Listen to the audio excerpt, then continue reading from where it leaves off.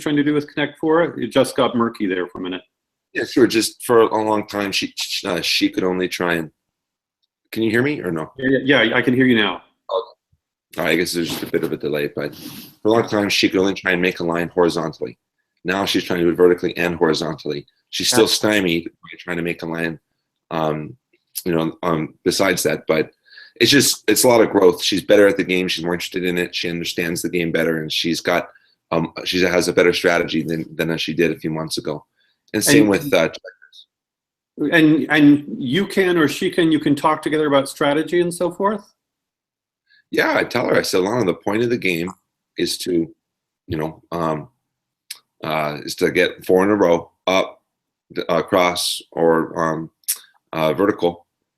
And she didn't really understand it first. Now she does.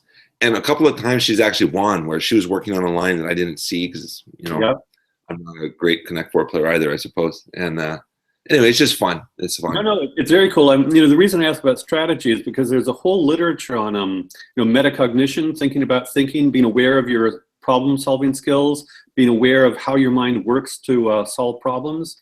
And mostly it's focused on older children. It could be one for young children, I'm sure, but I don't know that literature. But I suspect, and one of the things is the better one is at metacognition, the faster one learns a lot of things. It's simply awareness. If you're aware that, oh, this is how I'm thinking through this problem, and these are the steps, and there's this strategy and that strategy, and I have all this repertoire of different ways to think about it. So I would just, as she does all this, try to get her to talk about how she's figuring it out and how she's thinking about it. As you say, early on, just doesn't make any sense at all, but I suspect she will rapidly become, if she's not already, very sophisticated, not only at solving the problems, but about talking out loud about how she's thinking about it. Then she can go back and forth in terms of strategies and that kind of thing. Yeah, I don't know for sure. I suppose we could talk about it more with her, but she's doing a good job and pretty exciting. She's also doing a great job with reading. She read a couple of 4-letter words. All right. Yeah, she too have also memorized some basic words like the and how much. I assume she enjoys reading.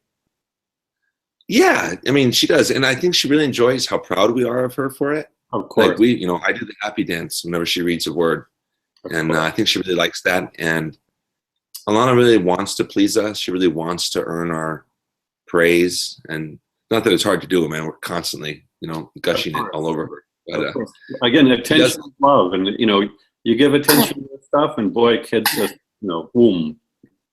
Yeah, she really, really responds to it. It would have been hard for me to actually believe that prior to being a parent. I was reading about peaceful parenting, and kids have this natural instinct to want to learn and want to please their parents, and they want to abide by the norms that they see their parents and the other people in their parents' community doing. I didn't really buy it. The jury was still out. I didn't know. I'd never seen anyone do it. But it's true, 100%. Can you say what were you expecting would happen when you didn't buy it? What were you thinking happened that turned out otherwise? Well, I didn't know because I'd never seen anyone do it. My fear was that wouldn't be true, that my daughter would be intellectually lazy, or that she would be not motivated to try and abide by the norms that we adhere to and the things that we do, that she wouldn't respond to fact and logic and reason, and that at some level or at some point would have to resort to threat of force or or I'm the parent, it has to be this way, whatever. Got it. I would just wonder if when you say she responds to fact and reason logic, a little bit of nuance, I suspect she responds to love and attention. And if the love and attention includes fact and reason and logic, then you're talking about family cultural norms. The love and attention sort of matrix includes fact and reason and logic. But I suspect it's really the love and attention that creates the glue. And then you kind of have a scaffold of fact and reason and logic, which allows her to learn cognitively all over the place. But I do think that whenever I see kids that are problems, I'm sure there's so much genetic variation. I'm sure there's some kids that have various difficulties focusing. But mostly, I always look at what kind of attention are the parents giving the kid? What behaviors get attention? And, you know, I think that drives far more than people realize. And it's awkward because, you know, they're nice people, good people who have kids that are problematic and, you know, don't want to come down heavy and say, look, you're messing them up by giving the wrong things attention. But I think at bottom, that is a lot of it, you know. And if they're busy or emotionally reactive or have their own insecurities are coming out, but then, you know, in this kind of environment, they're kind of exaggerating. Whatever you give attention to gets exaggerated. And so if you give attention to the wrong things get exaggerated. And that's when you have to come down with the heavy, you know, I don't know, have to, but that's when parents tend to come down with kind of heavier parenting techniques. But if from the start you just give the right things attention, I think everything just goes swimmingly. Yeah, and honestly, I give credit to my daughter. She's really a unique person. She responds well. Like when we tell her to do things, or ask her to do things, or ask her not to do things, you know, we try and make sure we always have a reason for it. Like when my parents were here, right. She was making some noise. She was banging something, like playing a drum, and it was mildly irritating to my mother, or to her grandmother. And my grandma said, "Alana, will you please stop that?" Yeah. Alana very sweetly said, "Why?" And growing up in my house, you don't ask why, right? It's God, man, God, Father, you know, right. Hierarchy, not questions. Yeah. And my mom and dad were kind of bewildered that she'd ask that. And I said, look, just telling her to do it isn't good enough. You need to explain to her why. Right. So my mom had to, you know, well, it's because it's a little loud and Tutu's tired, and she came up with a reason. And Alana goes, okay, I'll play it softer. Yeah.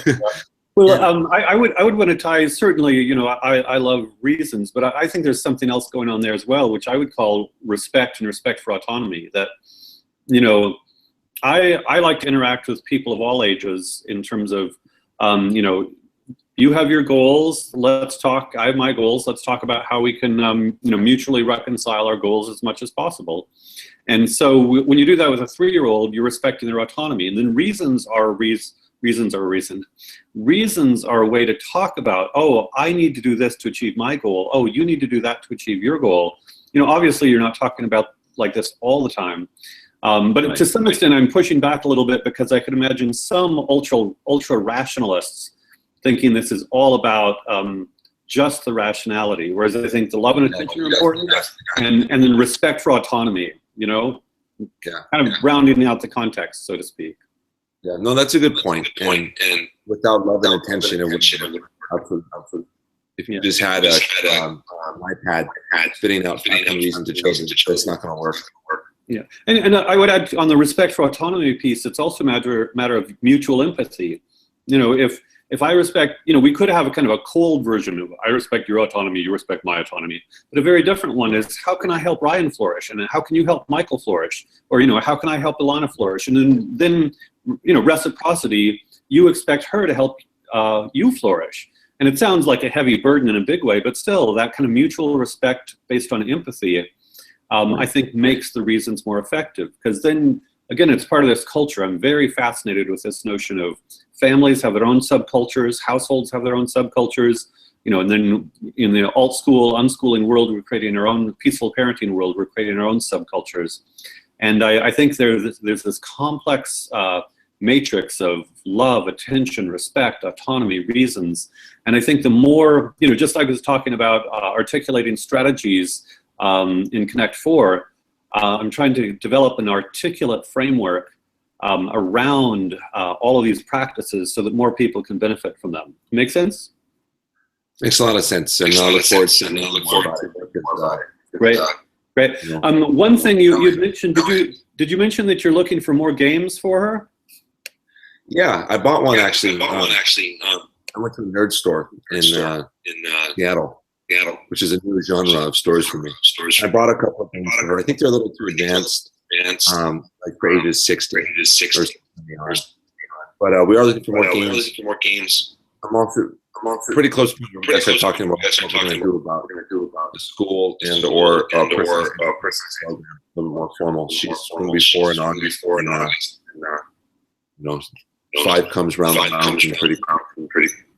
Got it. Got it. Well, you know, maybe we'll talk about creating a school. Maybe that's too ambitious, but, or, you know, a homeschool social network, something like that. Just in terms of games. Yeah. In terms of games, have I talked about Set, the card game? No. It's a really cool card game, really cool cognitive card game. Setgame.com is the URL. I can send you a link, but it's pattern matching. So one doesn't need to read it all, but I think that I bet you will love it. And it may be a little bit advanced for Alana, but you know, always a stretch. I suspect that she could become very good at this kind of pattern matching. And I just have this intuitive sense that if kids get really good at this, I mean, you know, so after maybe 2 years, she's beating you at it. I think it does fabulous things to the mind. So check out setgame.com, and you know, if you get going on it, I'll be fascinated to hear. It's pretty abstract, but it's visual recognition, and so it's kind of an interesting case study in to what extent is her mind capable of abstract visual pattern recognition, even at the age of 4, so to speak. We'll find out soon. I'll go get that game. Okay, great. Let's keep it short again. So thanks so much, Ryan. Hope to see you next week. Will do. Thanks, Michael. Take care. Bye-bye.